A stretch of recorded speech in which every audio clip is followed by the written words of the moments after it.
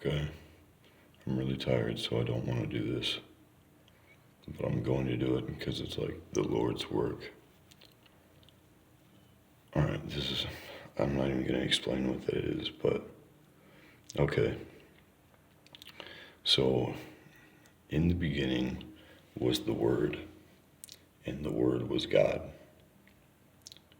So, in the beginning was a word. When you speak a word, what are you doing? You're creating a sound wave. So, the sound wave moves, and when it moves, it affects everything around it.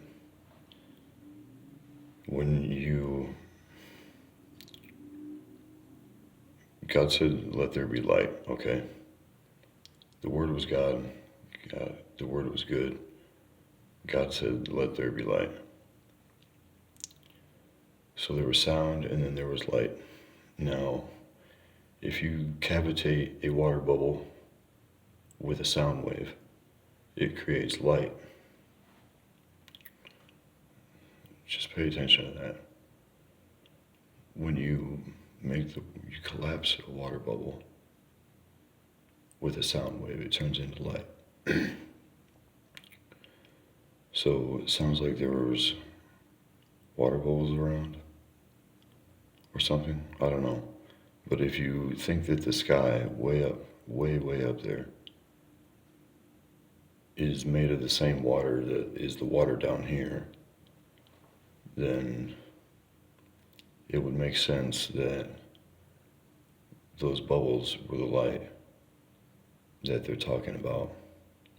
I know it sounds fucking crazy, but it might not be space up there. It might be a different kind of water.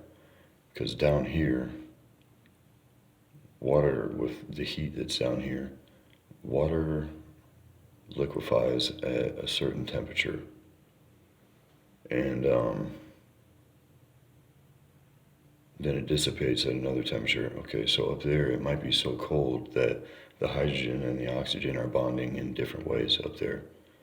Instead of H2O, it'd be like H6O2 or something like that, because it's so cold that that's how it bonds up there, and it liquefies again. But it's a different liquid because it's so cold. So it's like, anyway, all right. So God moved across the waters and let there be light. That was another reference to it. But if that's true, then it might be true that when you die, you go to heaven, which is like you just float up to the sky. Like there was a test that was done. Oh, I don't know. There's a video that shows that there was a test that was done, and there's information about it on the internet.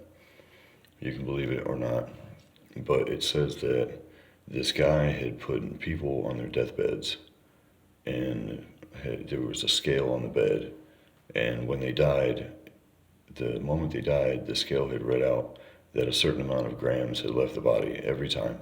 It was the same amount of grams. I don't remember what amount, but it was a small amount.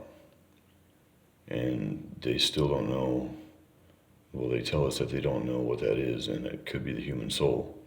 So when the human soul leaves the body, it's probably lighter than oxygen, lighter than hydrogen. I don't know how it stays inside the brain or inside the body or wherever it's at or what it is, but it could float up and then reach the water up there and create the bubble that would float up into the sky, eventually being affected by that sound wave because it's reverberating. It's always making a noise. There's always a noise in the universe.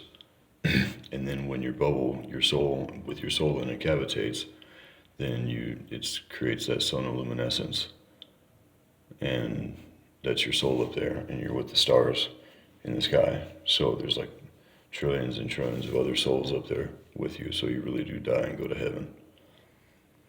Now there's references to this kind of stuff everywhere in the Bible and in other books, but the Bible's got a lot of it in there.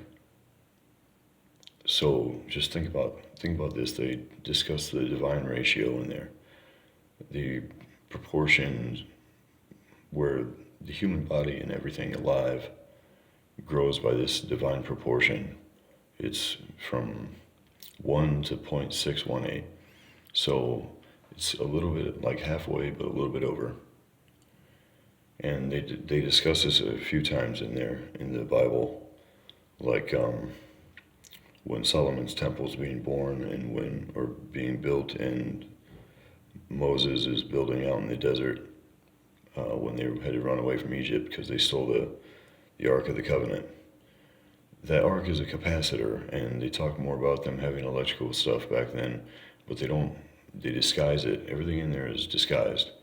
But they preach this shit every Sunday and on other days too at some places. And everybody's been telling you about it, or telling everybody about it, telling me about it, and I didn't realize it, but there are a ton of secrets in there. They talk about alchemy and stuff when Moses turns his staff into snakes, and because they were messing with alchemical experiments. All right. Well, that's what I wanted to say because that's what I'm supposed to say. I'm not. That's all I'm supposed to say about that. But I'm not talking about my life anymore. I'm done talking about my life. I'm not going to explain that either, but I don't know. I think I'm just going to start talking more about reality.